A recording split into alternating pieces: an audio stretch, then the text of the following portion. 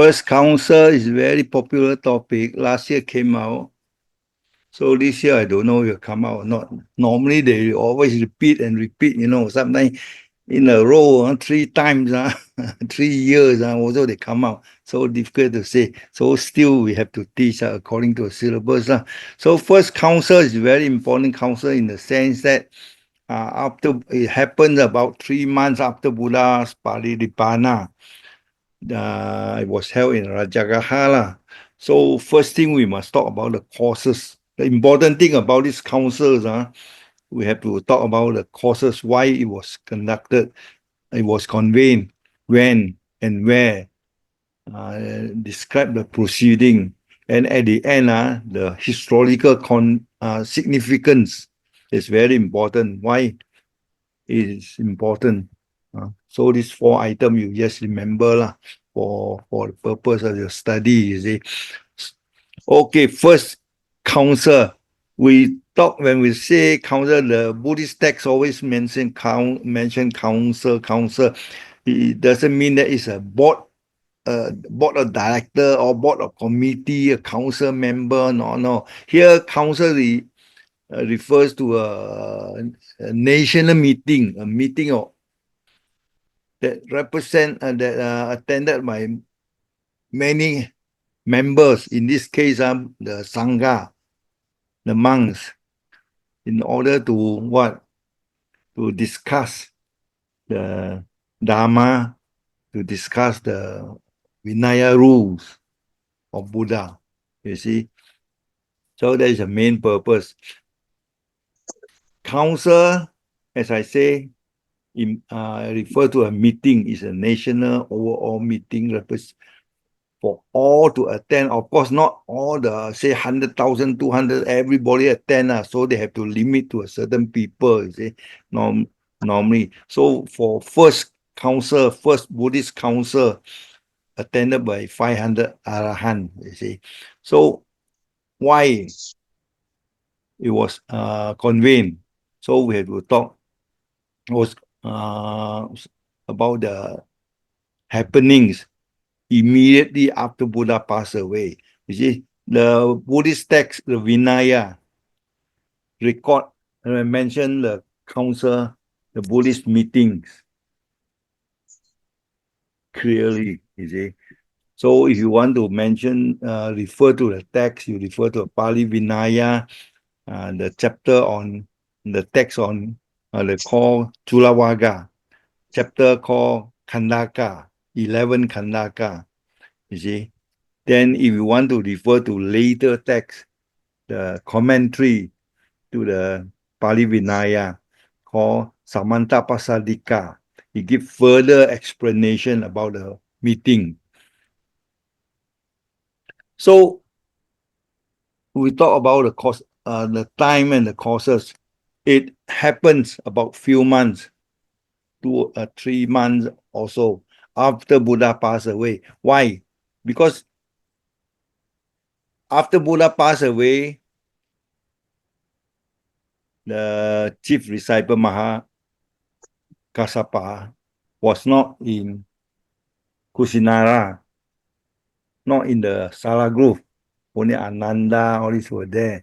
You see, Mahakassapa was away with his 500 disciples somewhere near Pawa.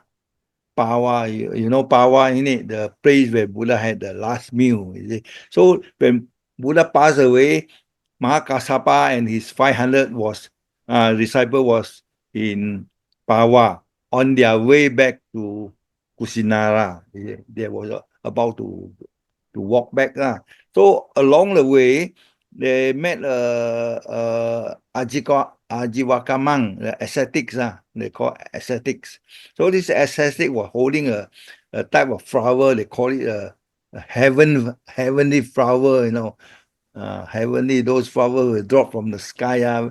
Whenever there's a important happening that occurs, you see, the Parinibbana, enlightenment, all this and that, important event that occur, that affect the life of Buddha or during the lifetime of Buddha. Then certain flowers, the heavenly music, there was music, you read all the story in it. So this type of flower, Mahakasapa noticed the ascetics, the holding the heavenly flower. He knew something important must happen. Normally, you don't find all this heavenly flower drop from the sky, you see. So he approached the ascetic. He asked what happened. Then the ascetic told Mahakasapa and the 500 disciples. He said the day when Buddha passed away, Kasapa and 500 were on the way from Pawa to Kusina. A naked ascetic informed them about the bad news. So the ascetic told Mahakasapa, important news, yes. This was sad news. Lord Buddha passed away, Parivribbana, in the Sara Grove, near Kusinara. You see. So upon hearing the bad news, the sad news, Mahakasapa and the 500 and his 500 disciples have different response, So of course, among the 500 disciples of Mahakasapa, some of them are enlightened Arahant. They remain very calm one, right? They won't get excited or this and that. They just deflected, contemplate on the what? On the impermanent life. Life is impermanent. People sure die one day. So the Arahant deflect this way and very calm, But some non-enlightened Buddhist monk, there are some disciples, they're still new. Not all the disciples of Mahakasapa were Arahant. Some Arahant, some non-Arahant, some Arya, some, Sotapanna, some just novice, beginners, just join in, So all mixed. So the new monks, non-enlightened disciples of Mahakasapa, they feel very sad.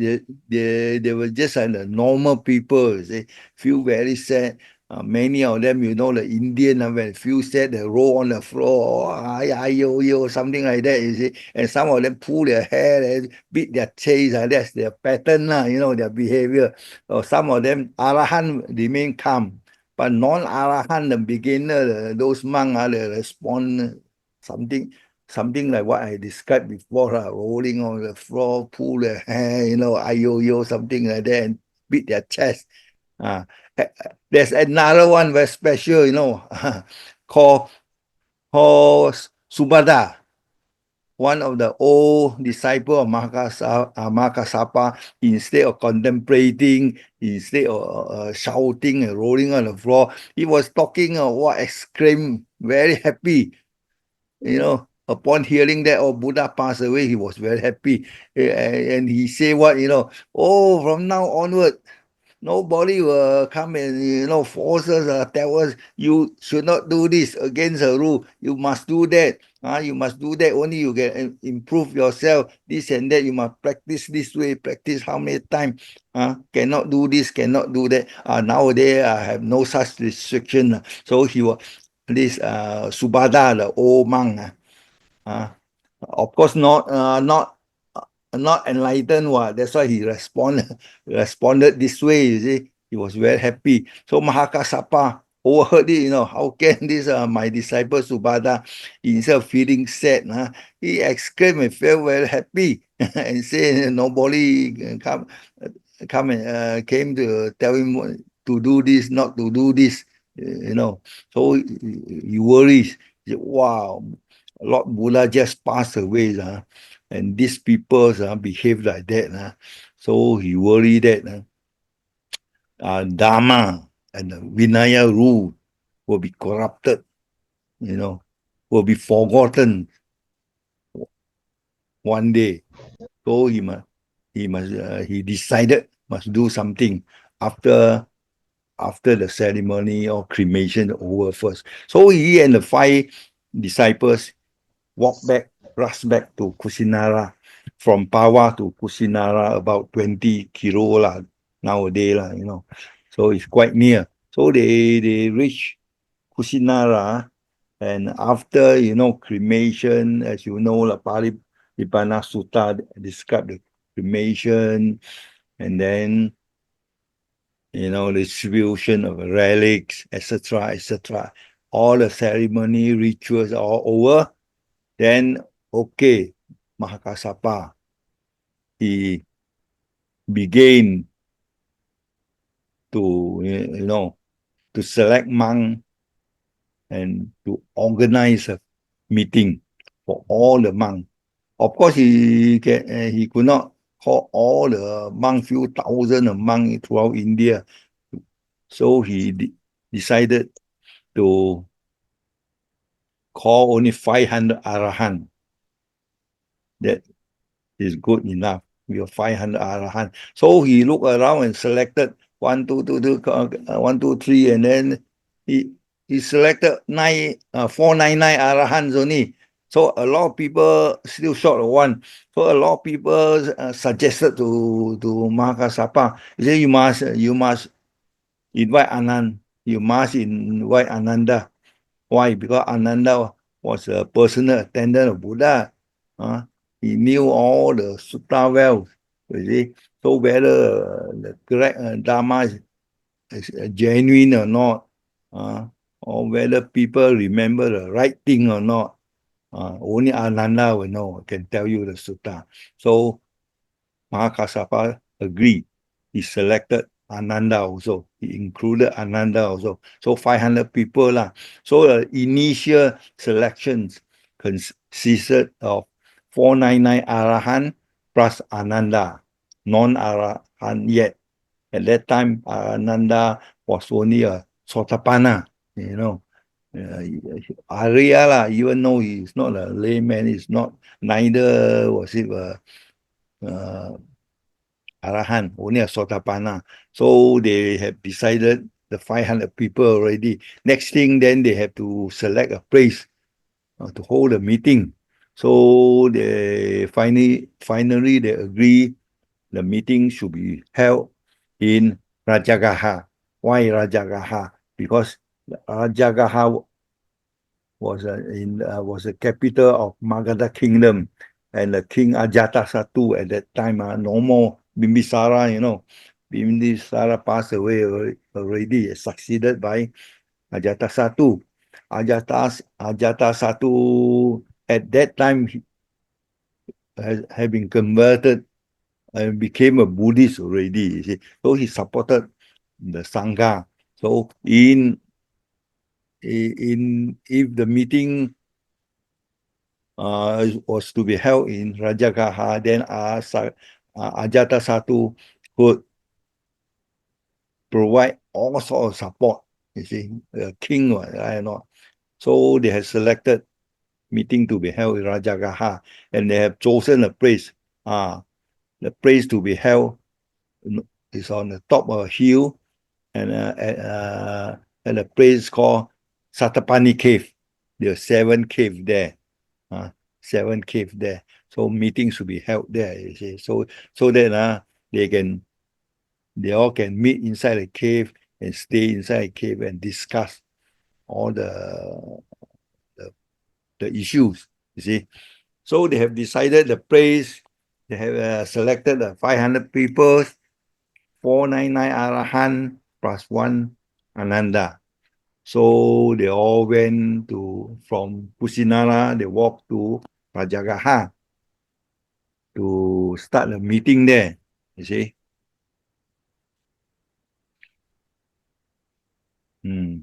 This one, we discuss all the council during the Vasa. So that time is more or less Vasa time, Buddha Parinibbana passed away somewhere middle of May, even though according to historical record it's around April, but according to tradition, tradition says May lah, you know, aligned with Visade. Yeah. So May, by the time I walk to Rajagaha is somewhere around sometime around June, about Wasa time already. So they have to select somewhere near the cave, you see. So they reach Rajagaha early June. In all convened, all met in Satapani cave. So the next thing, Ananda, because he was not the Arahan yet, he knew the rest all Arahan, he was not Arahan. So when all the monks reach Rajagaha, and they all put up, they stay there, and Ananda also practiced very hard. He said everybody Arahan, he is not Arahan. He was not Arahan yet. He practiced. So one day before the meeting, Ananda practiced until midnight, until early next morning. So he felt tired, very tired, still not enlightened yet. So he felt tired, and then he went to the bed, the stone pillow, the stone bed, about to lie down, you see. So he lifted the leg, and the head is about to fall on the pillow. So head before touching the pillow, and leg already up in the air. So it's halfway hanging. When you want to sleep, you lift up the leg in it. The head you want to put on to the pillow. It's halfway. So he deflected, he got enlightened, So the way he gained enlightenment is very unique, very special. People sit down and meditate and then slowly gain enlightenment. Correct or not? But Ananda is neither sleeping nor standing up. So halfway, half sleep, half lie down, half we call it lifting or standing, half standing, half lie down, and he got enlightened. You see, so lucky lah. He became an Arahan. So next day, early morning, he went for a meeting. He was already Arahan, considered Arahan. So 5 Arahan attended the meeting, you see. So this was the place called Satapani Cave. The cave very small. So people always say, how come the cave so small, the outside also so narrow, how to accommodate 500 Arahan? So we don't know. That one is not our problem. Satapani Cave. There's a Satapani Cave. Where the first Buddhist council was held. It's on the top of Baibara Hill.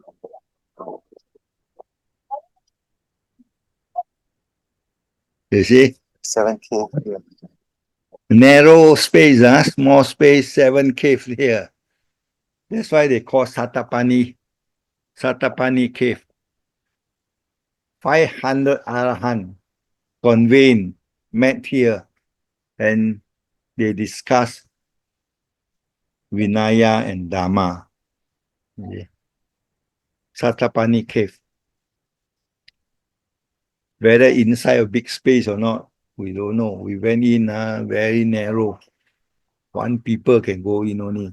So this was a place where the first Buddhist council was held. It's quite near the bamboo grove, Veruana, in outskirts of Rajagaha. So the cave was on the top of the mountain, a small hill, we don't call it a mountain. So halfway, there was a stone house, known as a stone house, occupied by Mahasapa. Mahasapa stone house was halfway. And you walk further up, there was a Satapani cave. Okay, so this was the praise. So all the 500 Arahant, including Ananda now Arahant already, they all met together in a cave. So meeting officially started lah. Mahakasapa chaired a meeting because he called for the meeting. He became the chairman in charge of the procedure, in charge of meeting procedures. So first, he invited Venerable Upali to decide the Vinaya rule. Whatever Buddha proclaimed or mentioned, advocated the rules, he remember. And that's why Mahakasapa asked him to decide all the rules. Why Mahakasapa called Upali to decide the rule? Why not Ananda or some other monks to decide the rule? Why people say that Upali was an expert of Vinaya rule? Why? Anybody? Because Upali was a barber before he, became a monk. And he was always been a barber. He always involved in shaving among people's head. Those who wanted to become monk, and then before the official ordination procedure, they must shave the hair. So Upali was doing all this job shaving the head, shaving, cutting hair, this and that, barber. So because of this, he knew all the rules, especially the ordination rules and other rules very well. That's why he was known as an expert in the Vinaya rule. So during the meeting, naturally Mahakasapa asked him to decide all the rules proclaimed by Buddha. So Upali started chanting the first rule, second rule, third rule, all the rule proclaimed by Buddha. So while Upali decided the rule, the chairman, Mahakasapa, always asked, when was this rule, the place where Buddha proclaimed or introduced a rule? Why? It affected who? Who are those affected individual concern? Mahakasapa, the second paragraph, always question him. Place, subject matter is about what? Not to drink, or no sexual misconduct, or no killing, on this and that. Subject matter. Place, where was it introduced? Must mention where, and then what occasion actual happening there. Concern, individual concern, all these things, all detail, Mahakasapa asked him. Then Upali answered, this rule was about a monk who went back to a house and then he slept overnight and then have a sexual affair with a former wife, this and that. That's why after that, Buddha said cannot, then only proclaim this, introduce this rule. He must inform all the attendees, those who attended a meeting, where, when, why, about this rule, all the information. So one by one, Upali, after deciding the rule, he will explain the story behind, the reason behind for each rule, one by one, few hundred rules, all he decided from his memory. Then everything okay, the monk, they remember, they recite all the rules together. So that they remember all these rules were proclaimed by Buddha. They chanted everything together. So everything okay, rules finished. Then Mahakasapa, next, he invited Ananda to decide the Dharma, the Sutta.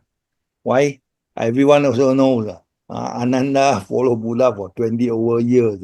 So he knew all the sutta delivered by Buddha during his lifetime, because the condition for Ananda to become the personal attendant was that the condition he must decided all the sutta that he has taught, he has delivered. All these sutta must inform Ananda, so that Ananda will memorize and remember it. So naturally, during a meeting, so who was the most qualified one? Ananda lah. So Mahakasapa told Ananda to come and decide all the suttas. So Ananda one sutta, second sutta, third sutta, start deciding. First one he started Brahmajara Sutta, then after that Samanapada Sutta, that's according to tradition. All the sutta he remember, he cited. So again, the same thing, Mahakasapa will question him where this sermon was preached by Buddha, to whom, why, all the background information. Ananda told the meeting that all the people know. For example, this Samana Pala Sutta delivered in Mango Grove when Ajata Satu was there, this and that. So all the information, all told by Ananda. So after he recited each sutta, he will tell all these things. So he always begins, thus have I heard. You see, heard. Not his own teaching, he heard it from Buddha. That's why he said, thus Iwan me sutang, you see. Thus have I heard. You see. So same thing lah. He explained all the background information to all the monks who attended a meeting. So at the end, after he decided the sutta, again, all the monks who attended meeting heard it and they decided all over again. As part of the council's proceeding, five Arahant cross-examined, confirmed, collectively approved. After Ananda explained everything, they agree, they confirm everything should be like that, then they chant everything together. All the sutta, all the Vinaya. So first and the second agenda. So meeting agenda, first Upali decided Vinaya rule. Agenda 2, Ananda decided all the discourses, sermons. The meeting procedures are number 3. So Sutta Vinaya, okay already, decided, people all memorized already. Then they came for the third item, minor rules. They discuss minor rule. Because why they discuss minor rule? Because they all knew that before Buddha passed away, he told Ananda, he said all the small rule, minor rule, if the monks like to, let go, give away, forget about it, that's okay. You don't have to follow all the small and minor rule, but important one like killing, stealing, sexual misconduct, that one you cannot.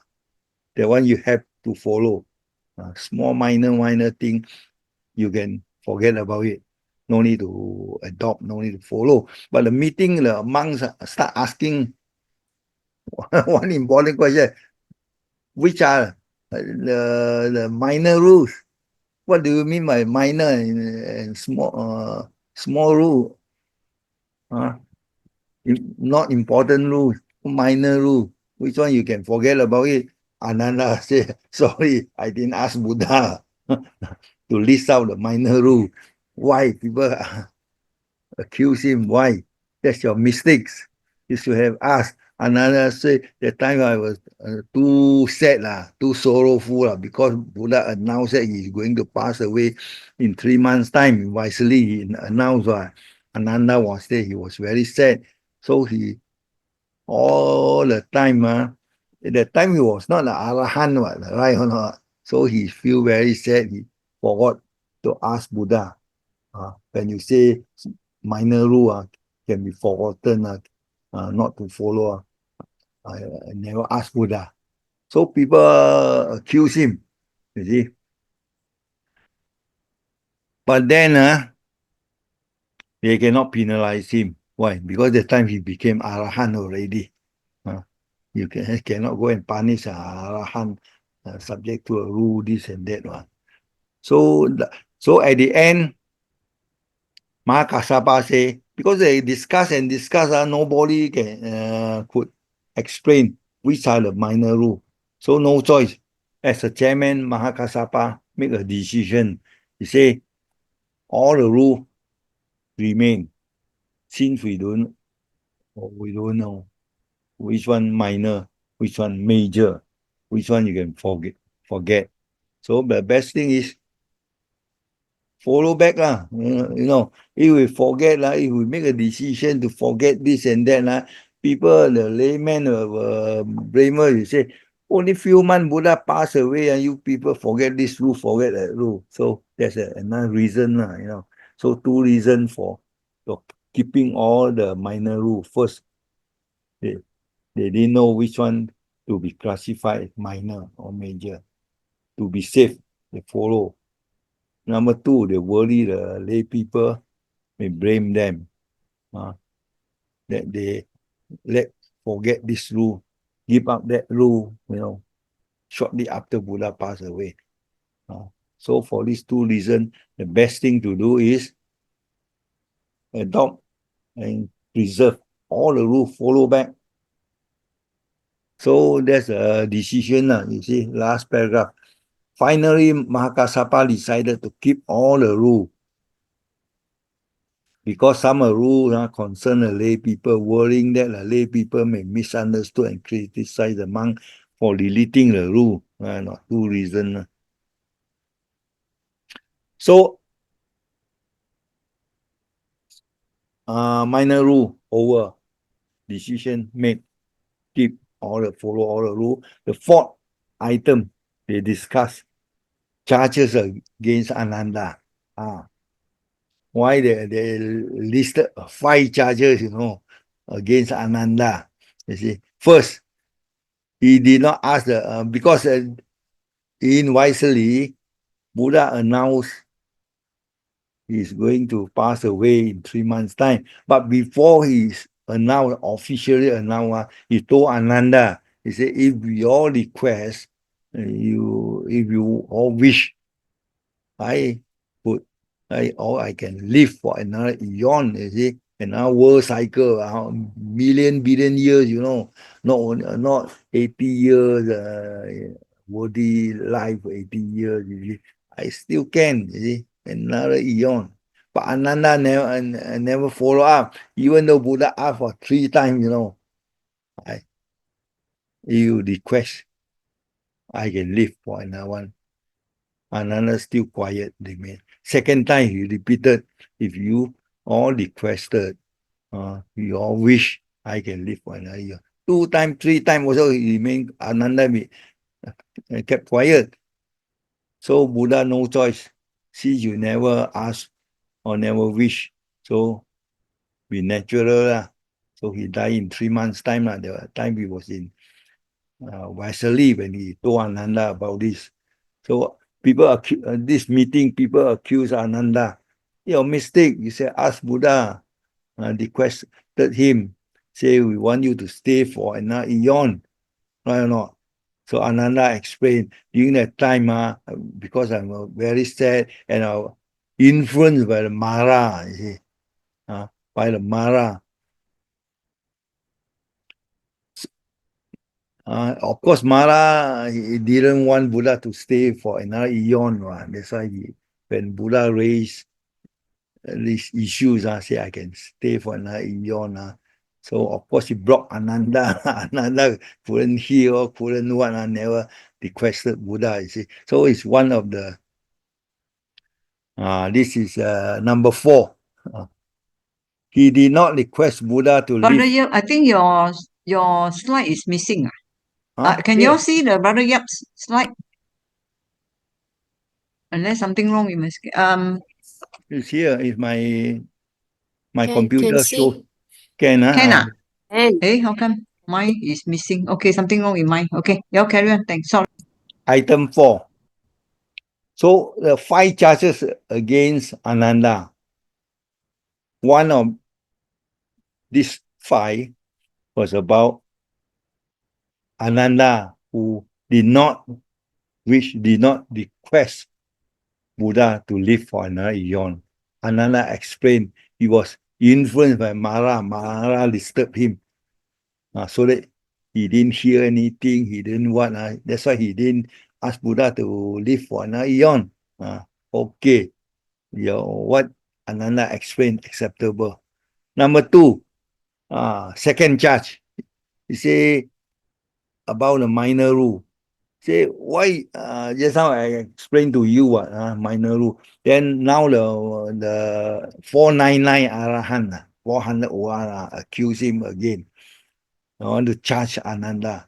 You fail to ask Buddha which were the minor rule.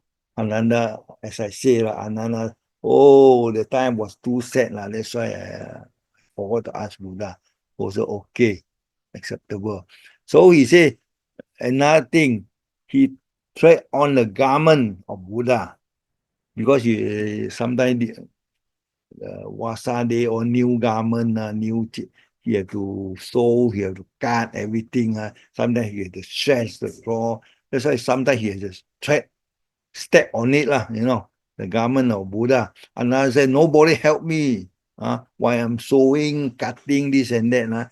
Everything and done by me. You see, alone. Cutting, measurement, this and that, sometimes stretching. I have to use my leg to step on one side and then pull. That's why, no choice, you see. Everyone also okay. So 3 charges. 4, when in Sala Grove, when Buddha passed away, a lot of people from the Kusinara, whether women, children, those monks, all came to Sala Grove, pay last respect to Buddha, correct or not?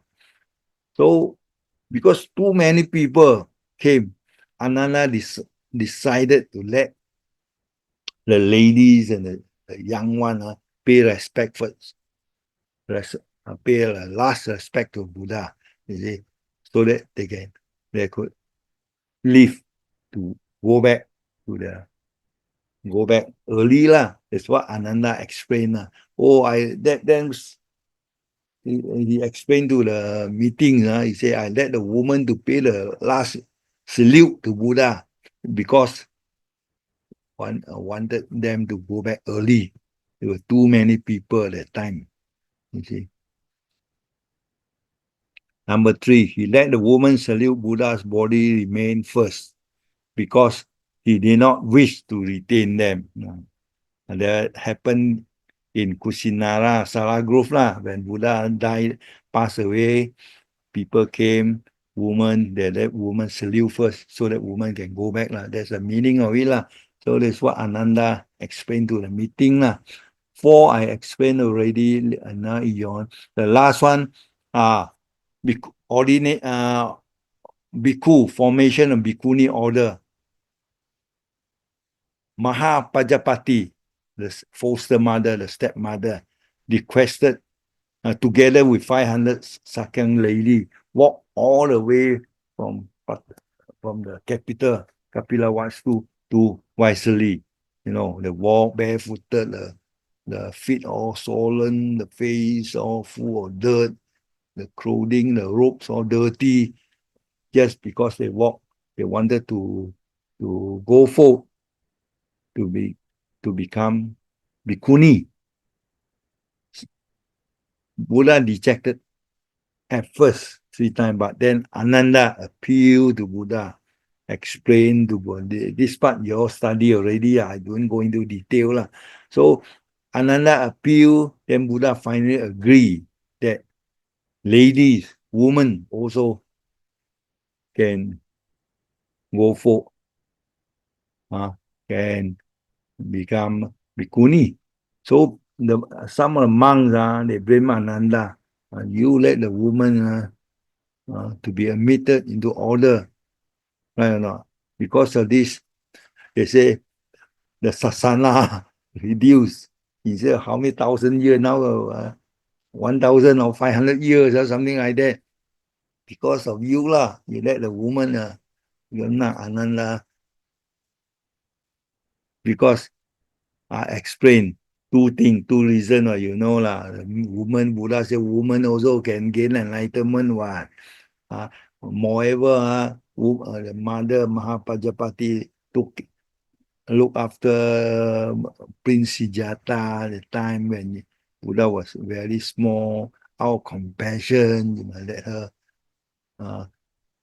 to become Puni lah. There's a reason, you see. So 5 charges, the monk accused Ananda one by one explained to them. So everybody also accepted lah. Because after all this happens before Ananda was an Arahant. Now he's an Arahant, you can't do anything to punish an Arahant, correct or not? It's not enforceable, you see. So the item 4 over. Next item. Charges against China. Charioteer, Buddha's charioteer, you know, left when Prince Siddhartha left the palace in search of the truth.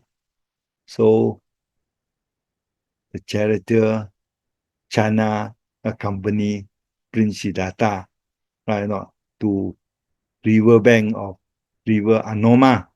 There Buddha shaved the hair, asked a chain into rope, asked the Chanya to take back clothing, jewelry back to the palace. The part of story you all have covered lah in the life of Buddha lah.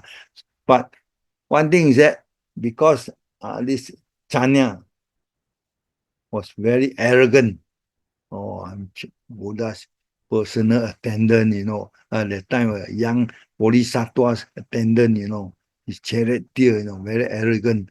So, in fact, during Buddha's lifetime, Buddha already told Ananda, when you all have any meeting, you must punish this Chanya.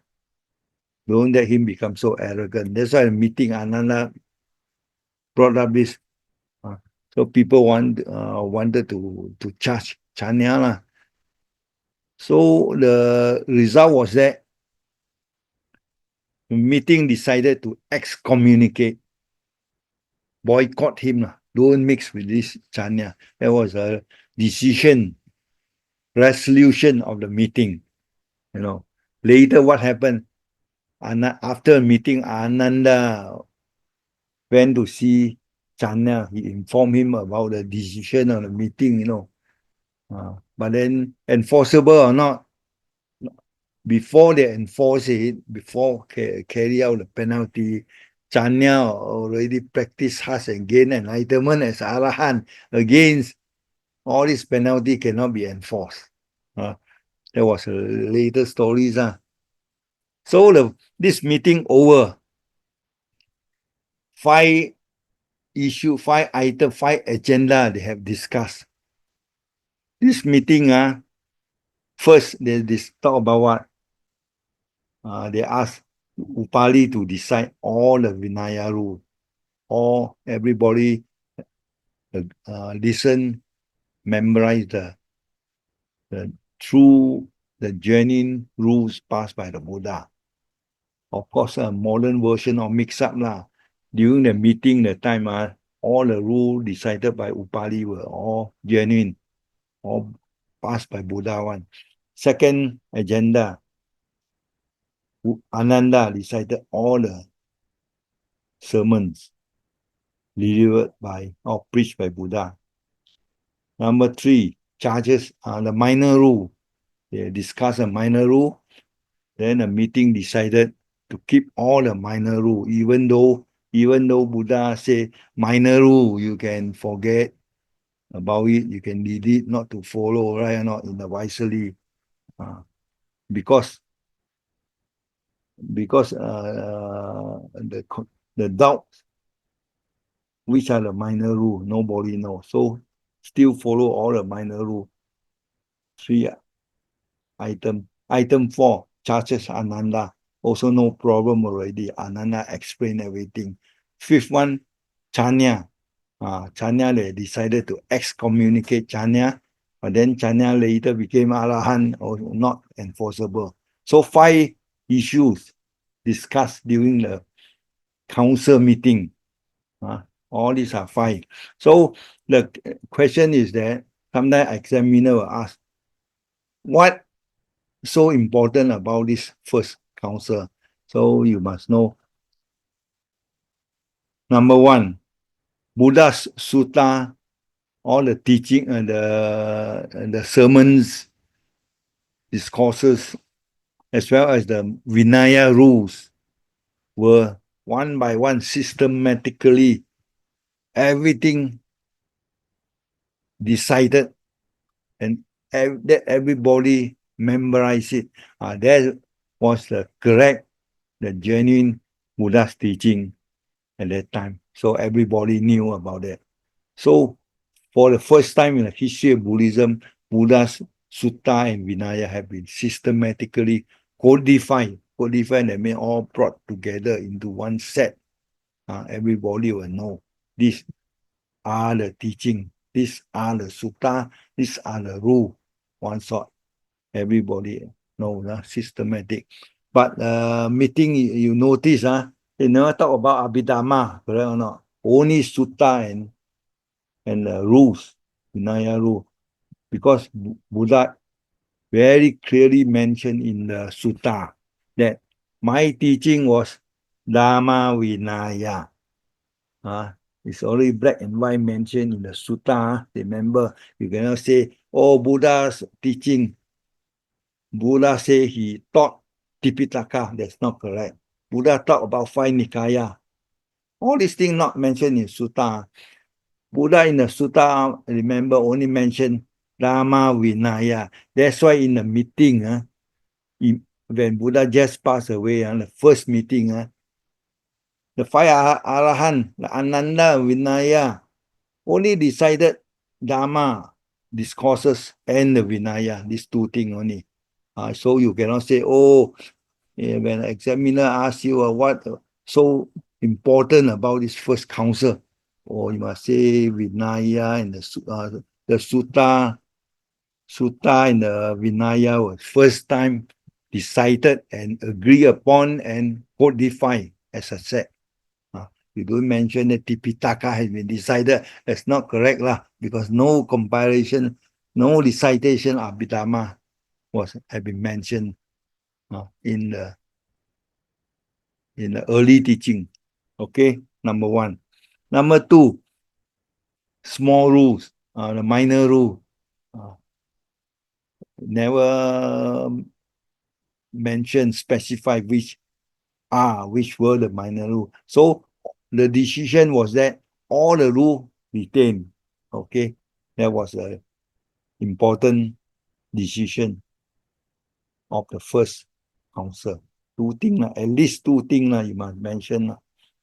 Sutta Vinaya systematical codify. All the rules introduced proclaimed by Buddha retain, no change. Okay, 2 reasons. There was the above that I have discussed with you, all taken from or described or mentioned in the Vinaya text. Pali Vinaya, considered as the early teaching of Buddha. But then later text, remember, Samanta Pasalika, commentary on the Vinaya text. The later text talk about what, Later text, this Samanta Pasalika was compiled by Buddhaghosa 800 or 900 years after Buddha passed away. This Buddha Gosa compiled the commentary. He mentioned a lot of things are different, not mentioned in the early text.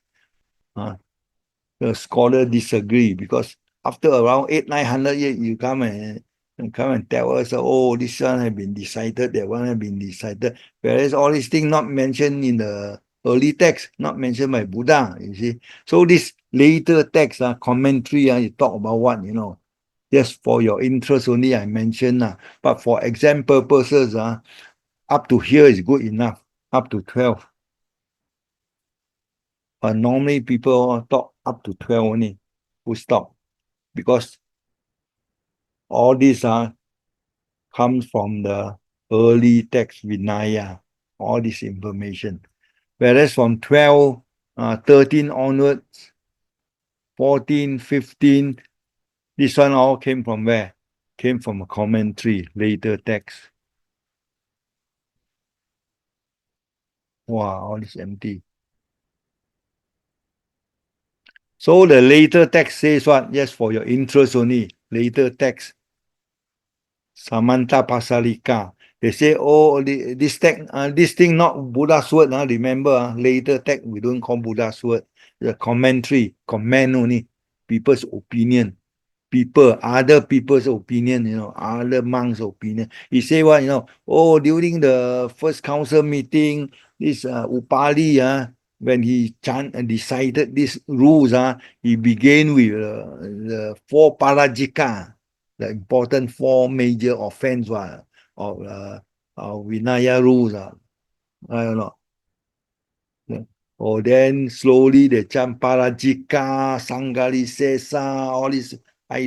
So many rules, and then until the last text called Parivara. So this is his opinion. It's not the Buddha's words. In case people mention to you, oh, Buddha, first meeting people, this Upali also chanted the 4 parajika, chanted about the Parajika first paragraph. Oh, you say Upali chanted 4 Parajika, then decided the Parajika, and then what? Sangali Sesas, and all these things are 200 over rules. This one is a later theory. Okay. Then we call it a tradition.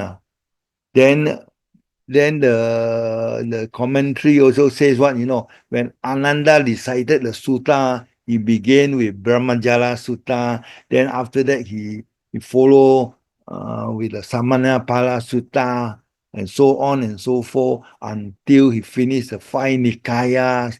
All these things later theory. Okay.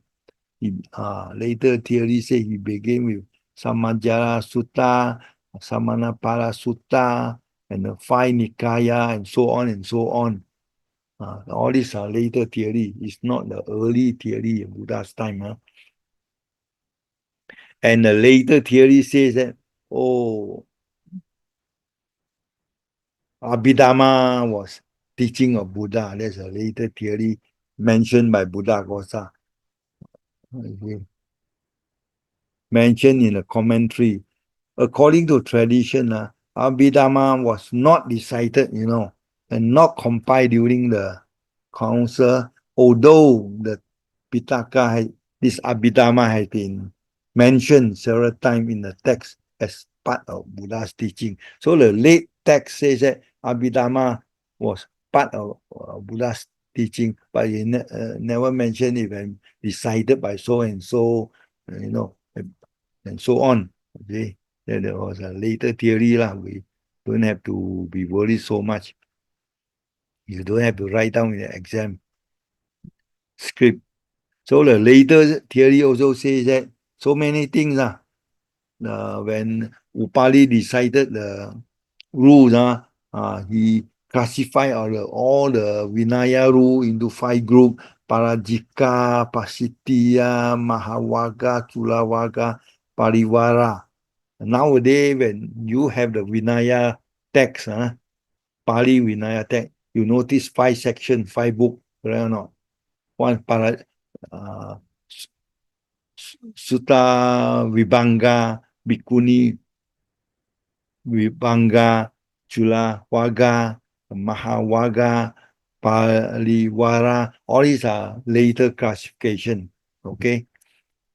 Not recited, not mentioned in the early text, not mentioned in the first council, you see. So the later theory also mention one thing for your interest only.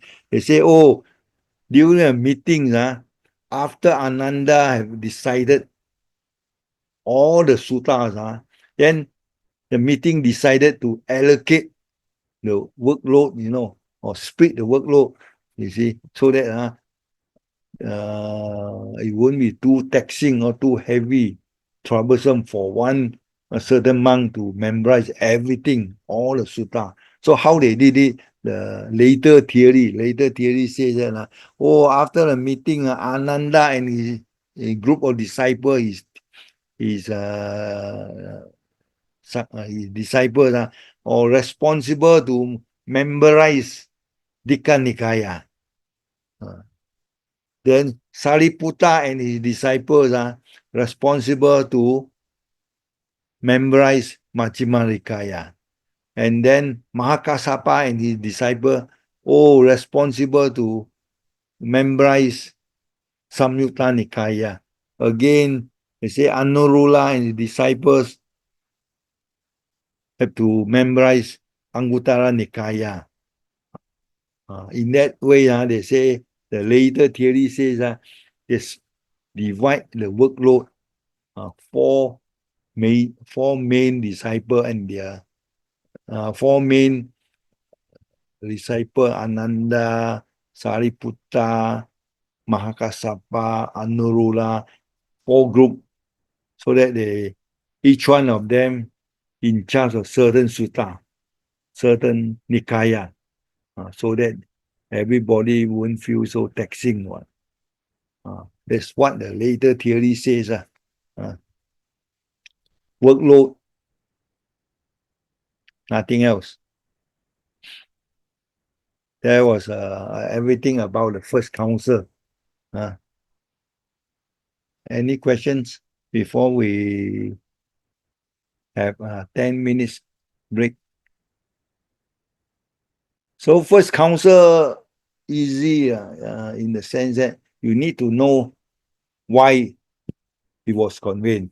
Because Mahakassapa, overheard one of the monk, Subhada, say this and that. He felt that, the rules and the teaching will be forgotten or will be corrupted after Buddha passed away. That's why I have to systematically codify and share out, not to say share out, to remember by everybody the genuine teaching. Then where, Rajagaha, the Satapani cave, when 3 months after Buddha passed away, why? Why the proceeding, Ananda decided this, Upali decided this, and then charges Ananda, charges Chanya, discussion of minor rule, decision of a minor. These are the 5 proceeding, 5 items, 5 issues. That's all. So historical significance, I told you 2 things. That's all. So all these 5 important facts about first council, you just remember and you can answer. Because examiner like to ask first question, I don't know why. First council, most of the time, sometimes 2 or 3 years in a row, keep asking. Sometimes in the what we call the life of the important Sangha, they'll say, who is Mahakassapa, the early life of Mahakassapa, and what role he played in the first council meeting. Sometimes they ask this, or sometimes they ask first council in the history section, describe first council, everything, causes, this and that. It depends on. Sometimes they are asked in the third group, section D lah, life of the Arahant lah. So it depends on how lah. Is a popular question lah. Any question? We Good take. afternoon, Brother Yap. Yeah. Over here, the talking about those responsible for the safeguarding of the Nikayas. But by then, the Sariputta already passed away. That's why, yes, you are good. The sutta, some sutta have been modified by the later monk, not 100% exactly spoken by Buddha, There are few mistakes I can point out, you see. First, Sariputta already predeceased Buddha. How can he attend a meeting and then say people allocate a certain work to him? Because this obviously this theory, late theory, as I told you, this allocation of work compiled by whom Buddhaghosa, commentator, he lived 800 years after Buddha passed away.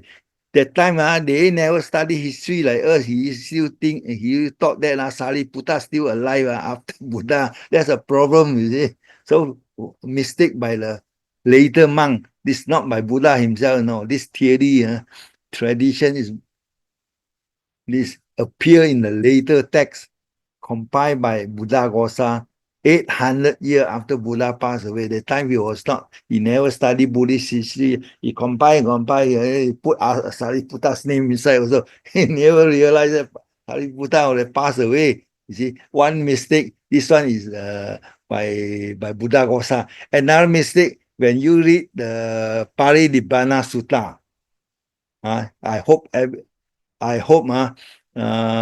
the life of Buddha, maybe a teacher or they mentioned this, I don't know lah. The journey began from Rajagaha. They walk to Pataliputta, then they walk to Vaisali. There they stop for the Wasa. There was life of Buddha's history lah.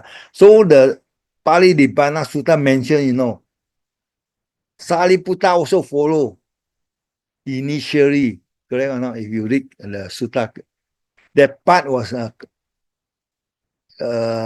clearly a mistake, because when Buddha walked to Vaisali, that time Sariputta already passed away already. How can he follow Buddha for the last journey? Correct or not? 1 year or so, 2 years ago, before Buddha passed away, Sariputta already passed away long ago. You see? So at least two mistakes you can point out. One, who compiled the Parinibbana Sutta. The name we don't know.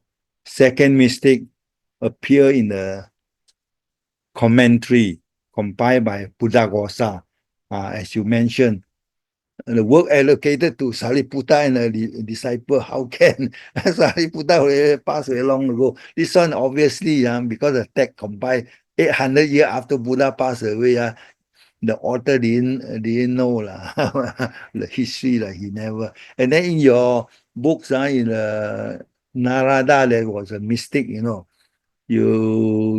regarding the Bhikkhuni, formation Bhikkhuni order. It says that your book says that Mahapajapati and the 500 Sakyan lady walked from Kapilavatthu to Rajagaha. There's a mistake. It's not to Rajagaha. They walked from Kapilavatthu, that's correct, but to Vaisali, where Buddha stayed there in Vaisali, and not to Rajagaha. You check with your Narada's book there. That's why you better make a alteration. Ladies, the 500 lady walked from Kapilavatthu to Vaisali. Then there they appeal, and then Buddha to let them go forth to form the Bhikkhuni order, not Rajagaha, not in Rajagaha. Formation of Bhikkhuni in Vaisali. The book Narada make a mistake. I don't know, it's a printing error or his mistake. I don't know. You check and see lah. You better. Any questions? Thank you, brother. Yeah. Thank. It's their mistake lah. Yeah. Asoka and mission is also very important in the sense that, especially for higher stage, because higher stage, whether it's senior stage or higher stage, you will have one section, one question on history. As I say, history, there are two subjects very, very popular. One is about the council meeting, and another one is Asoka. So when they examiner ask the thing about history, either they ask you the council or for higher stage, no choice, they will ask you Asoka. Because Asoka, this topics in the higher stage, history section, only one topic, Asoka, that's all. That means Asoka no choice, they ask about history, higher stage, they sure ask Asoka one. They won't, most likely, they won't ask you about the council for higher stage. But for seniors, they will ask, they won't, not likely to ask Asoka, they ask you a council. So that's all. You see? If you don't answer the question about the life of Buddha, then you attempt history. It's easy for you to spot on. Well, life of Buddha, so many issues, so many things they can ask you, life event of Buddha, so many things they ask you. But then history, very limited topics. You can easily answer. But for your knowledge, of course, you have to read all, 100% read all. But for exam purpose, then you can choose according to, the topics they ask you to study, So, okay. Asoka and his mission. For the past 20 years, they never asked about Asoka. I think never asked, So and this topic was introduced only 2 years ago, and they're included in the new syllabus, and they haven't asked. And this is only, as I say, only topic under history section. So if they ask you about history under higher new syllabus, none, no other things except Asoka. So Asoka sources, you don't have to worry, because only those in the higher stage or diploma degree, they have to look for all these sources. While your level, you don't have to look for sources. But anyhow, I list down in case you want later you want to do some research or reference, you can refer to all these books. It's a rock edicts, Asoka in the Delhi Museum. Then Asoka's pillar. Asoka's whatever teaching, he wanted to advise people to follow. He will inscribe on either rocks, they call rock edicts, or they inscribe all these wordings, teaching on the pillar. They're called pillar edicts. For example, if you go to Sana, you can see the broken pillar edicts. If you go to Lumbini, you can see this very nice edict. If you go nearer, you can see the carving. All these are the teaching, the message Asoka wanted to tell people, all inscribed on the edicts, you see. So, okay, we better go into the proper teaching. So, as usual, when you want to, the examiner want you to study what, Asoka and his Buddhist mission. Is what the new syllabus mentioned. That means he's want you to know the Buddhist mission. And the mission, after, according to history and Theravada's history, after the third council meeting, just now we talk about first council, the second and third council we discuss next week. So after the third council, Asoka sent 9 Buddhist mission to spread the Dharma, not only inside the Indian continent. They also send mission outside India, some to Himalaya region, some to Northwest India, some to Sri Lanka. Mahinda and his companion went to Sri Lanka. Sona and Uttara went to Suwana Bhumi, Suwana Bhumi. The Burmese people always say Suwana Bhumi in Burma. But Thailand, Malaysia, a lot of country also say that Suwana Bhumi included places in their country. That one we talk later lah. So for the exam purpose, you need to know a bit about Asoka's early life, even though you don't have to know everything detailed. You know the early life, you know the contribution of Asoka, particularly the 9 mission sent by Asoka to spread the Dharma. This is what the examiner wants you to answer, to know. The 9 Buddhist mission sent by Asoka to spread the Dharma within India and outside India. This part important. That's why. So never mind, I will give you all the information, a lot of information regarding Asoka's contribution. So the early life of Asoka. So you know he was a emperor, a king of what we call Maurya Empire. Maurya Empire was one of the ruling kingdom party in the Magadha kingdom. The capital in Patna today, Pataliputra. So his grandfather Chandragupta founded the Maurya Empire, 4th century BCE. It's about shortly after Buddha passed away. That time the Greek conquered Northwest India already. So later his grandfather Chandragupta defeated those Greeks in the Northwest India and he founded the Maurya Empire.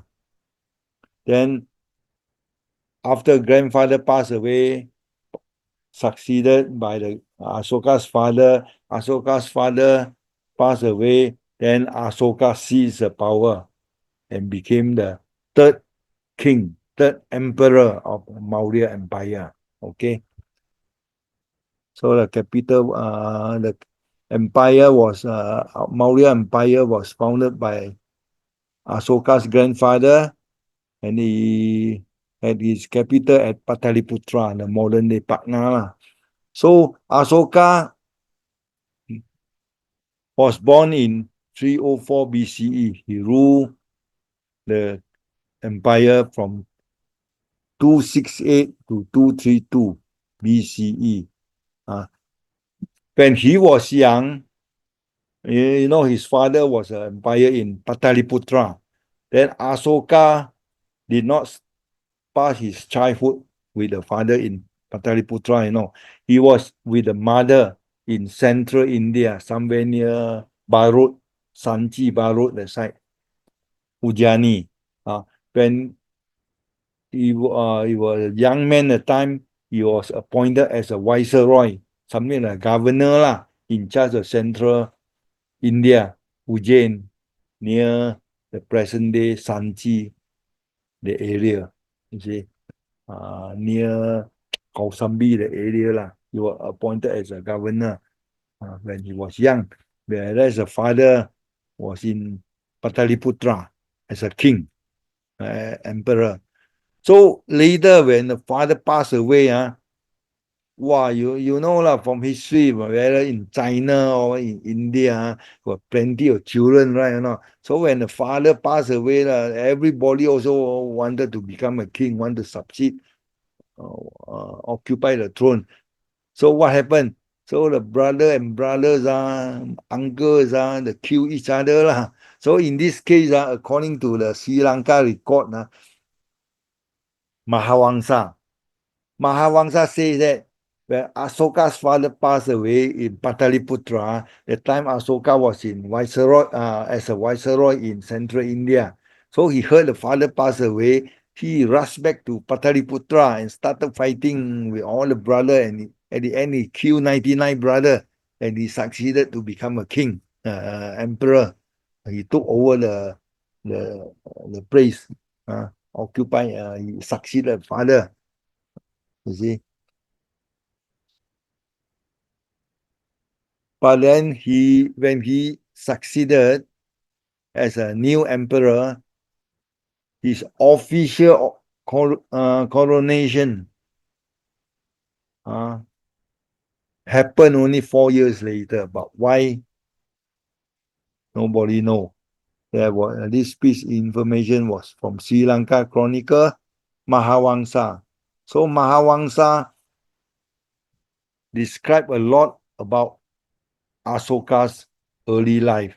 All Asoka's life, this and that, you don't find in Sutta, this piece of information, not in the Sutta, Some of Asoka's teachings, his policies, his power fighting with other kingdoms have been mentioned in the Rock Edicts.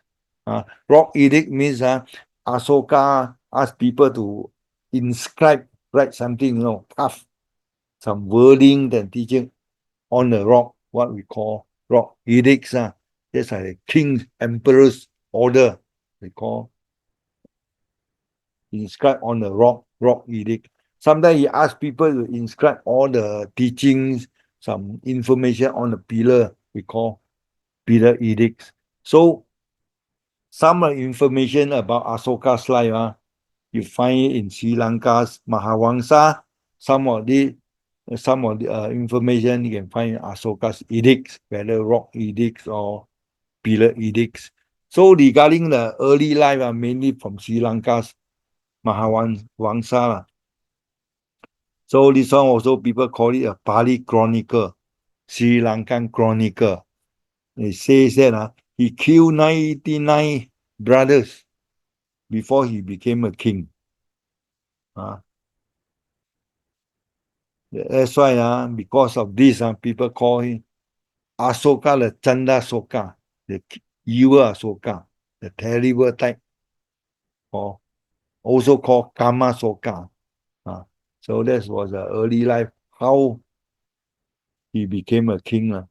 Of course, he was born and appointed a viceroy in Ujjaini. Here also say Ujjain, Avanti, central India. So two important information. He passed his childhood and early days in Ujjain, Avanti, and he was appointed as a governor, viceroy there, until his father passed away. He rushed back to Patna, and after killing 99 brothers, according to Sri Lanka's record, then only he succeeded, became a king, new king. So when he became a king, of course, the country also never become a peaceful time. He started invading here and there, started fighting with other kingdoms. Why? He want to expand his territory. So in one of the big and terrible battles that happened in Kalinga. Kalinga is on eastern part, eastern part of India, Orissa, Kalinga, the side. So the battles changed his philosophy, changed his thought. So why? Because this piece of information came from his major rock edicts. What happened during and after the battle of Kalinga, he recorded down ask people to write on the rock edicts because during the Battle of Kalinga, he won the battle, but what he paid a big price because according to the rock edicts, few hundred people died. The soldier have been killed, and few 100,000 people homeless, few thousand, 100,000 of people have been have been captured as a slavery, as a slave. You see, so that's why he felt very sad and remorse. They call after the battle, even though he won the war, won the battle, so he decided to change policy. The Sri Lanka text says that after the battle, he regretted, and then after hearing the Dharma talk from his nephew Niroda, then slowly he accepted Buddha's teaching, and his edict also mentioned that he became a Buddhist after Kalinga War, and initially he was only a normal Buddhist only, not so devoted. For few years later, only he became a very devoted Buddhist. That was the rock edict says. You see, Kalinga War, on the first paragraph, after winning the Kalinga War, 8 years after his reign, that means he start attacking here, attacking there, want to conquer here and there to want to get more, expand his territory lah. He had wars in Kalinga, and then he felt that many people died and lost their property.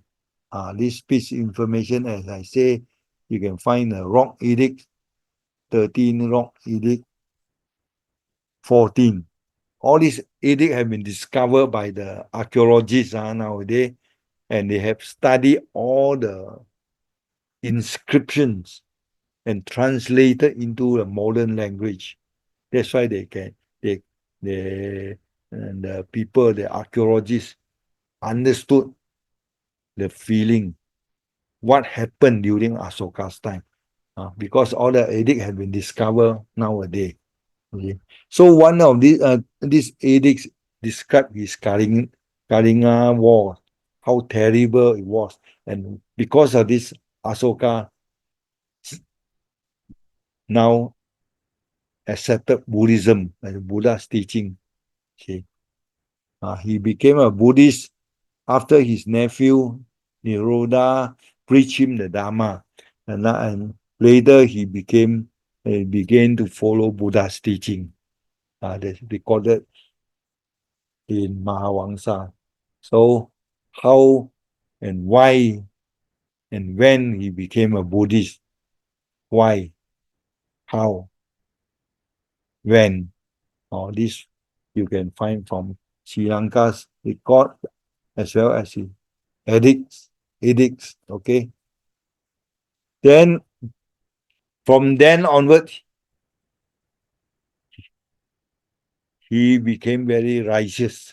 That means he ruled his countries in accordance to Buddha's teaching, righteousness based on no harming, ahimsa, no harm policy. Okay, so he adopted righteous way and non-violent ahimsa to rule the country. So it's only after the war he realized his mistake. You see, so now he known as Dharma Soka. No more Chanda Soka, terrible Asoka. No more Kama Soka, terrible type. And now become a Dharma Soka. That means the righteous one, the one who rule the country according to Buddha's teaching. Now he changed the policy lah. He overcome all the wrong policy with the right policy. We call Dharma with the Dharma's teaching. That's why they call Dharma Vijaya, the victory through the Dharma. No more cruel type, killing type, terrible type of policy lah. Dharma type is ahimsa type. that changed the policy lah. Dharma Vijaya. However, he called himself Dharma Dharma Nampiyatisa. So that means whenever you read the Asoka's edict, he always call himself, address himself as Dewa Nampiya. Yes, Buddha always address himself as Tathagata, Tathagata. So Asoka fitted title can always be found in all the rock edicts. So what other contribution of Asoka? So we cannot list out everything in detail. I just summarize the following things. So after knowing his life history, where he was born, what he did before becoming king, and after becoming a king, what he has done, how he got removed, declared, became a Buddhist, and used Dharma to rule the country. That was basically early teaching, early life. So of course he has done so many things, righteous according to Dharma, according to Dharma, righteous way of ruling the country. So contribution of Asoka. According to the text, he built 84,000 new temples throughout India. New temple vihara together with the stupa. Proper temple vihara must have stupa, body tree, shrine room, this basic thing must have. Then you call it vihara. It's not just a modern temple, a modern structure with room for monk to sleep, It must have shrine room. It must have sima. It must have body tree. It must have chettiya, stupa there. That's called complex, monastic complex. Must have these few items. Then you call a genuine Buddhist vihara. That's the meaning of vihara. Otherwise, become a normal dwelling house of a monk. That's different, you see. So Asoka built 84,000 according to the later Buddhist text. And the legend says what, because 84,000 Buddhist vihara, and every vihara have a stupa, and stupa you must deposit something inside, relics of Buddha inside, correct or not? So where to find the Buddha's edicts, relics? So this one is extra information. I tell you, it's not mentioned here. The story says that. So he has no choice. Before that, there were 8 stupa with genuine Buddha's relic bone fragment inside, correct or not? After cremation, after Buddha's cremation, relic distributed it 8 portion. 8 portion, not that 10 is different. 10 is the ashes, one container, the 2 not counted. But so long when we talk about the bone fragment, 8 portions only. So Asoka has no choice. He has to open up the original 8 stupa, try to take out the original Buddha's relic, bone fragment, then distribute to all these 84,000 of new temples, so that these relics can be enshrined inside, right or not? So he used this method, asked people to open all the old stupa, took out the bone relic. Of course, he kept some inside, the rest he took out and then distribute to all the 84,000 units. So that's how he did 84,000 units of new temple built, Buddhist temple built by Asoka, all with the Buddha's relic. It's what the legend says. There are, of course, so many other stories about it, interesting. We have no time to tell you. For example, in the Ramagama Stupa in Nepal, why was it not open? That one we don't have time to talk. So first, contribution, he built 84,000 Buddhist temples throughout India. Number two, whenever he went throughout India, to all the holy places, Buddhist holy places. Whenever he went there, he make donation to the local people, and after that, either he ask people to inscribe some words on the rock not in the jungle, along the roadside one, so that people can read, can see, can follow his instruction, follow his teaching. Or if sometimes rock edict, sometimes pillar edict, ask people to erect the pillar, the tall pillar, monolithic pillar. Monolithic means one big piece of rock slowly carved into one pillar. It's not there's few pieces joined together. The one is not monolith. Mono means one, monolithic. So if you go to Lumbini, you can still see one. You can see in the broken one in Sana, Deer Park. No. If you go to Bogaya, somewhere at the back, you can see another pillar there. If you go to Kausambi, Allahabad, you can see one there. You can somewhere near Pawa, you can see one or two very nice one, very well maintained one, somewhere near Pawa. So in Delhi, there's the park there also you can find one. So many places. Delhi rock edict, you can find one in Delhi, outskirts Delhi also can. But you go nearer, then you notice a lot of inscription. Even in Sanak, you can see the inscription, all the wording inscribed on the surface of the pillar. All this message left over by Asoka. A lot of different messages. For example, in Sanak, what he wrote on that, what message inscribed onto the surface. In Sanak, one of the important issue mentioned by Asoka was no schism.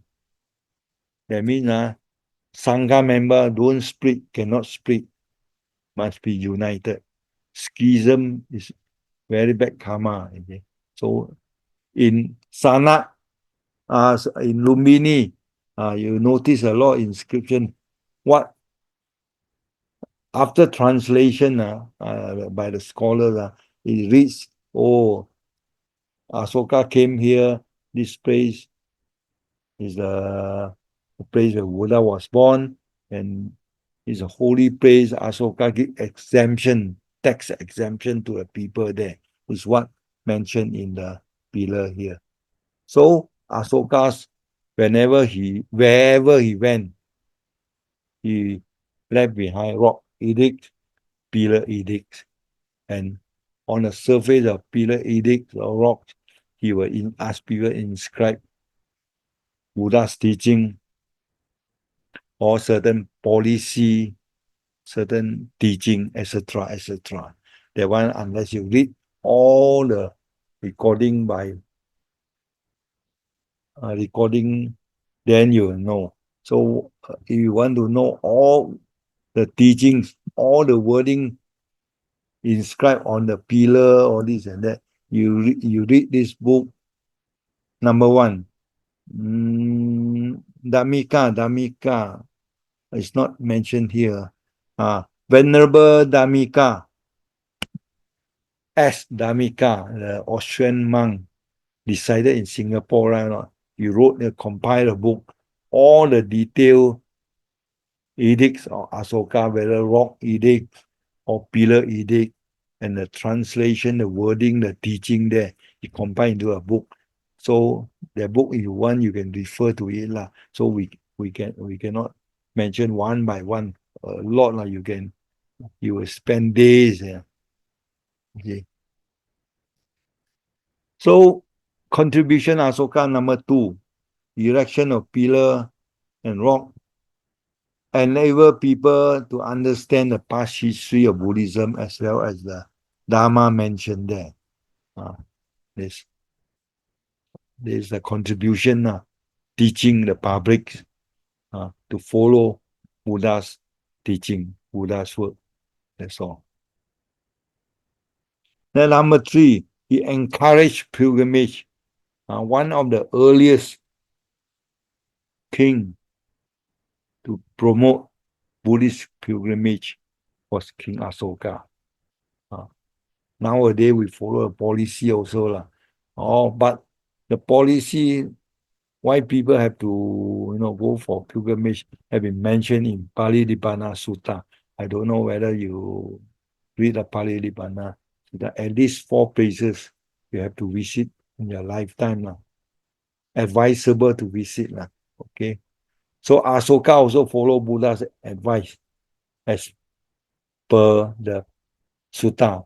So he visited Sana, he placed a rock pillar, he visited the Bodhgaya, there also erected the pillar and so on.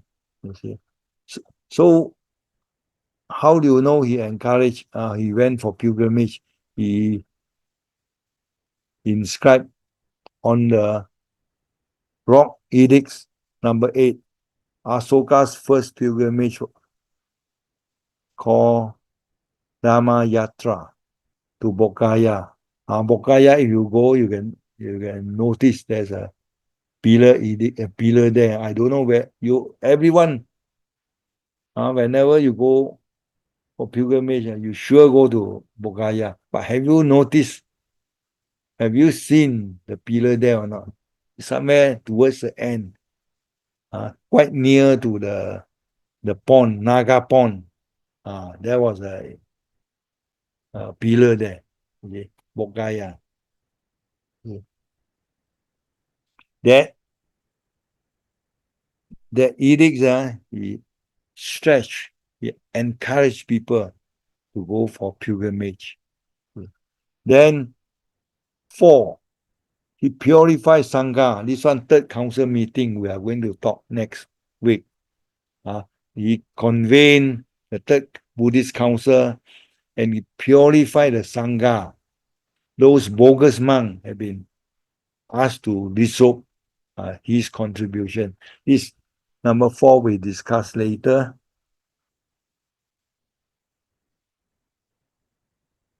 And number 5, his contribution. He constructed a lot of new roads, easier for monks, for lay people to walk from place to place. And along the roads, he asked people to dig well so that people have water to drink. Also, he planted a lot of trees along the highway so that people can rest, wouldn't feel so hot and relax. And then he planted a lot of those herbal trees, medicinal tree, and he always give all these medicine herbs to all the people. He mentioned the few countries in South India. Also, he sent all this medicine, all the herbs to them. Okay.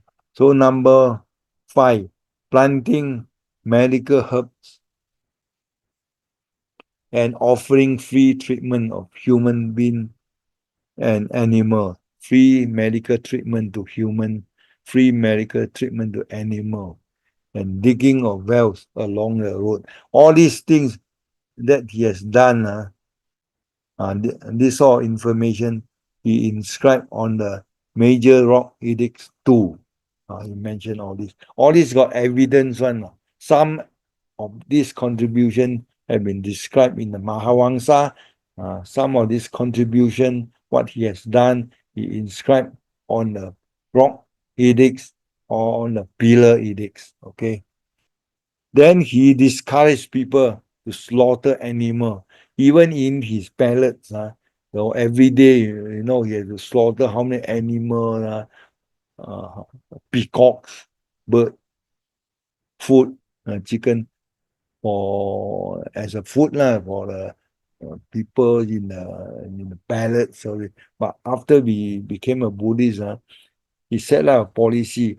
Oh, you cannot kill, slaughter how many birds per day, how many birds, reduce the number.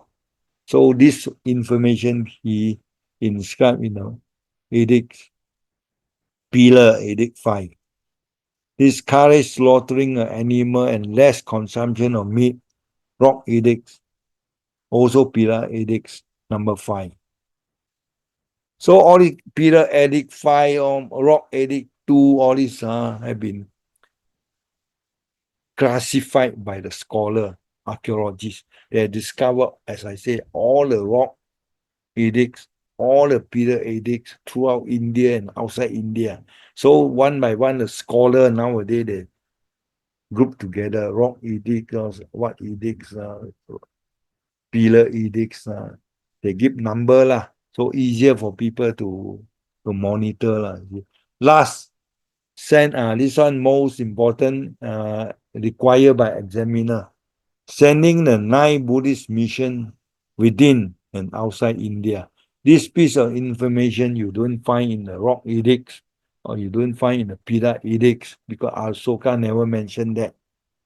Only the Sri Lanka text Mahawangsa says that. So in case question ask you to write Asoka's contribution, Asoka sending a Buddhist mission to oversee, to spread Dharma, you must say according to the Sri Lanka record. If you want to be specific, you say according to Mahawangsa Sri Lanka Chronicle called Mahawangsa. But you cannot say in Asoka's edict, because Asoka's edict, rock edict or Pillar never mentioned this 9 mission. Be careful. Don't simply mention. So all these edict and Asoka have been discovered by the archaeologists, because in all these places, Asoka went and he asked people to erect the edicts or ask people to inscribe on the rocks. You see, the triangle is Pillar Edicts. All these triangle, so many. The list Daulia Nangdanga. This one is the most beautiful and most complete edict. It's quite near to Pawa. Whereas the one in Sana Pillar Edict is broken. I think most of you have seen it lah. When you go to Mahasatipatthana, you notice a broken pillar there. The one also earlier on erected by Asoka. So all these are the edicts left behind by Asoka.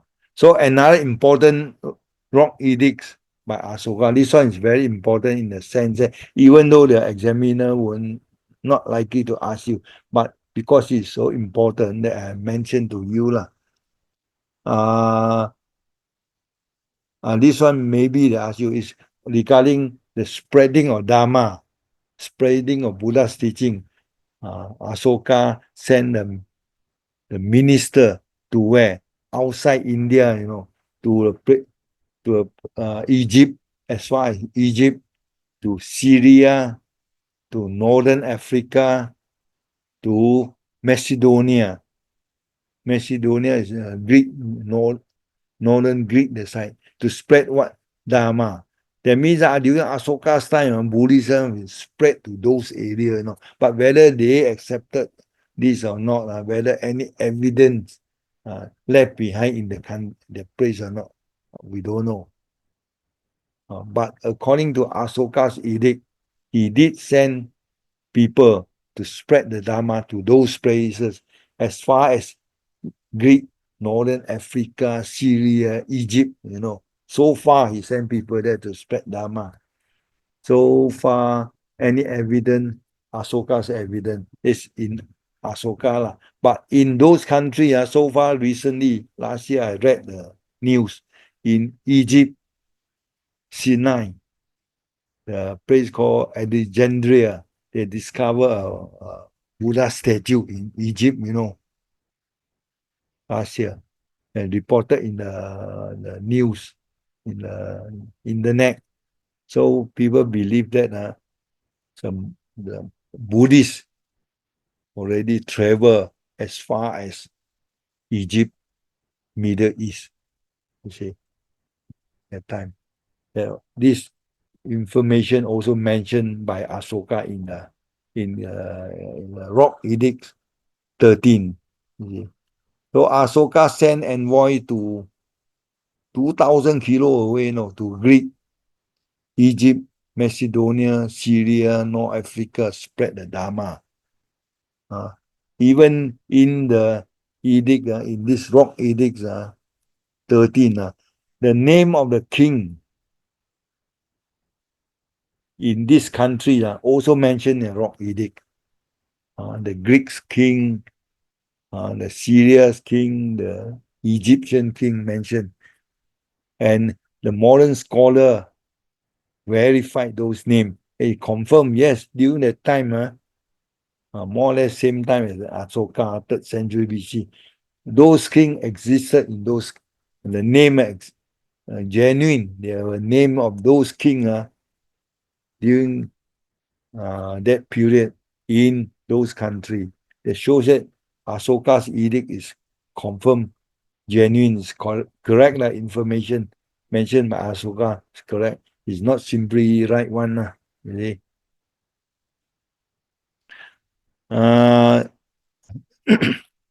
This is another important edict, even though the examiner won't ask you, but I mentioned here.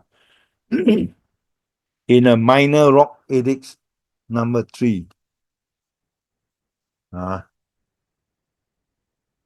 Asoka mentioned 6 Buddhist texts, that he advised laymen or the peoples in India, those days his kingdom. He said, our people here must learn at least these 6 Buddhist texts. 6 Buddhist scriptures mentioned by Asoka in the Rock Edict number 3. Which are the 6? I just named it. Number 1, Vinaya Samukasa. This one, the scholar nowadays, they discover the Rock Edict. They saw the wording in ancient Indian. So the modern scholars spend a lot of time to study and translate. Then they found out, Asoka mentioned these 6 Buddhist texts, asked people to study, Vinaya Samukasa, of course, ask the monk and nun to read from Vinaya Sutta Vibhanga. That means the scholar, after checking and tracing what Asoka mentioned in the pillar, then check with the volume of text we have, Tipitaka, they trace and the text, the rules, the books, every page they check, Asoka, what Asoka mentioned, the predicts, it's the same, and we can trace out and confirm existed in the Tipitaka and the Vinaya. Then they check the second text recommended by Asoka, called Ariyawasani. Ariyawasani, the normal way of living. Then they check the sutta. They found it, Anguttara Nikaya 10.20, the Ariyawasa Sutta. Then they say Asoka mentioned this sutta, you must read. Recommended by Asoka, Ariyawasa Sutta, Anguttara Nikaya. Then the third Buddhist text recommended by Asoka, from the pillar, then they read this term, translated, Anagata Bayani. Then scholar check the Tipitaka that you have today. Check. They check, again, Anguttara Nikaya 5.77. True, it's mentioned in our sutta. What Asoka mentioned in the edict can be found in our book here, our Tipitaka.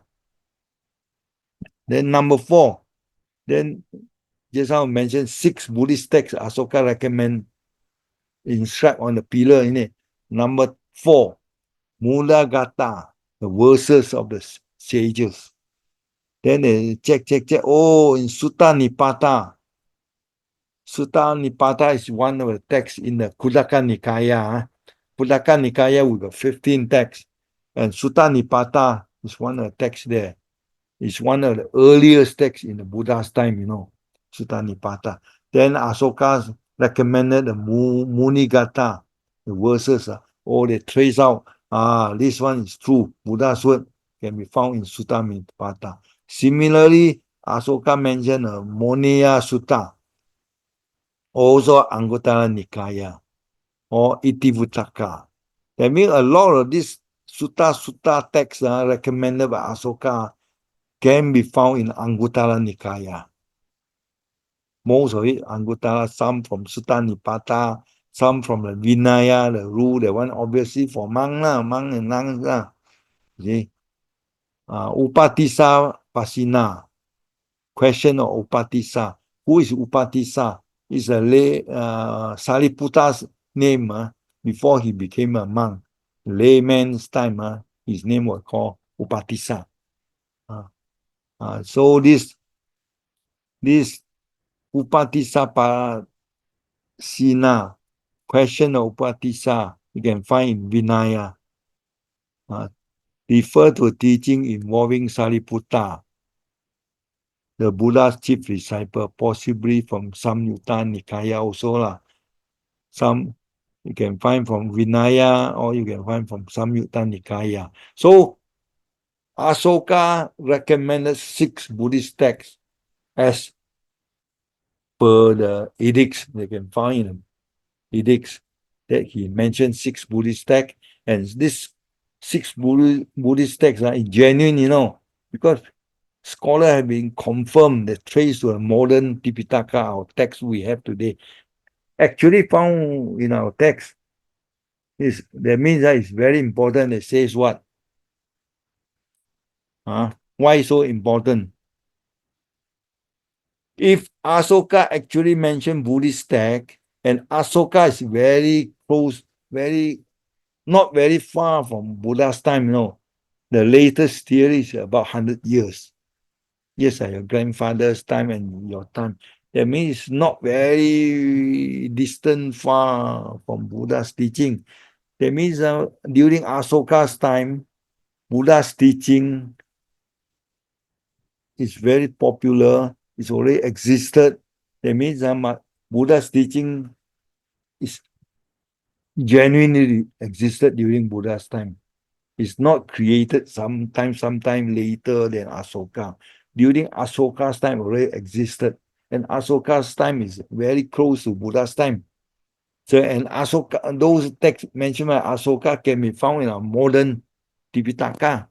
It shows that our modern Tipitakas can be traced back to Asoka and traced back to Buddha's time. Correct or not? You can say that our text today is genuine Buddha's teaching. It's not something that came out from nowhere, because Asoka's edict already proved to you that sutta mentioned by Asoka also can be found in our text today. So this Asoka's edict here is that he mentioned 6 Buddhist texts is important evidence regarding the authenticity of our text today, our sutta today. Yes, this is the rock edict number 3 lah. The significance of rock edict number 3. So the last one, his major contribution. This one examiner would like you to know lah. Immediately after the Third Buddhist Council, Asoka sent 9 missions, as I told you. Which are the 9 missions? If you can't remember the 9, you remember at least 3 important. Examination script, you cannot write all the 9. You say our 9, these are the important things. Number 1, Majantika. He went to Kashmir, Northwest India. Then, of course, The Sri Lanka is very important lah. Number 9, Mahinda. You don't mention all the name lah. You can't remember. You say Mahinda and his company went to Sri Lanka. Those days they call Tamapania. You have to answer very smart lah, in a smart way lah. Our 9 vision, one went to Northwest India led by Majantika, another group led by Mahinda to Sri Lanka. Okay, another important one, a very popular one, Sona and Uttara. Number 8, Sonaka and Uttara. He went to Suwana Bhumi. If you can't remember Suwana Bhumi, you say Lower Burma, because Burma always claim that Suwana Bhumi in Lower Burma. These 3 examples is good enough. Instead of rather than say, oh, Asoka sent a Buddhist mission, maybe you get a little mark, but you can give more example. Our 9 mission, one went to where, one went to where, one went Sri Lanka, score better marks. And then later text, early the Sri Lanka's text mentioned up to here, Mahavamsa, that's all. But you cannot say mention in Buddhist text, in Vinaya or Sutta, never mentioned. Only Mahavamsa talks about 9 mission.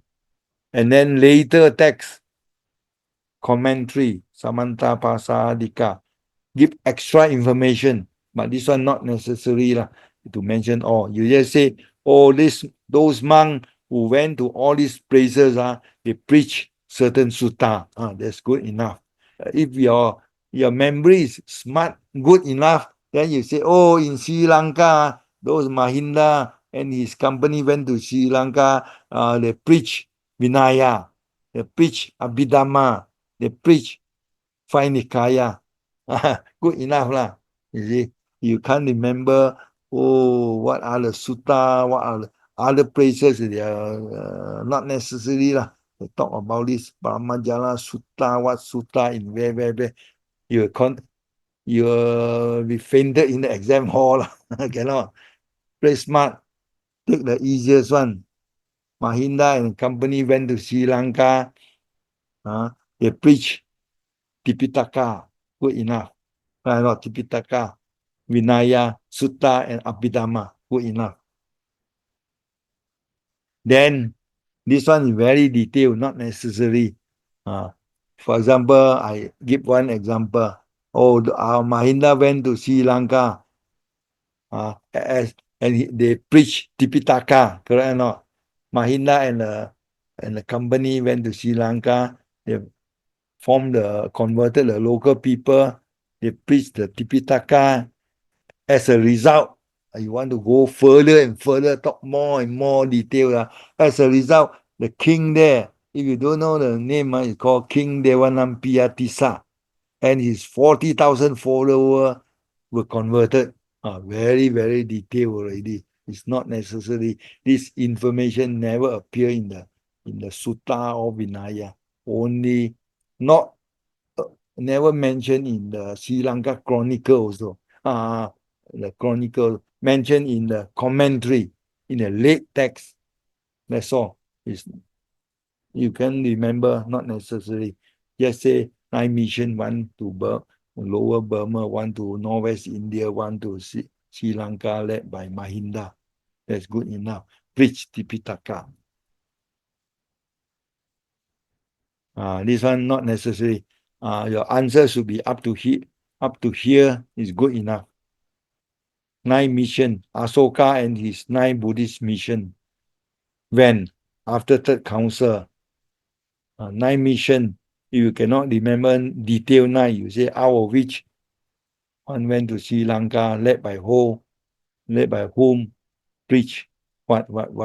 That's all. 1 to Burma, led by Sona Uttara. That's all. And then at the end, you want to say at the end, the king and the follower became Buddhist. That's all. Rather than King Nampiya and 40,000, all this. I can't remember. That's all. Nothing else. Any question? There's a place where Mahinda landed Bihintale. This part not necessary. It's about the introduction of Buddhism to Sri Lanka, the history of Sri Lanka. But your 8 and the 9 mission up to here only lah. Any question before we stop it? Yes, any question? No question. But this is a hot topic because the only topic required by examiner under history. Remember, higher stage. Only one history topic. Asoka. No question, huh? Okay.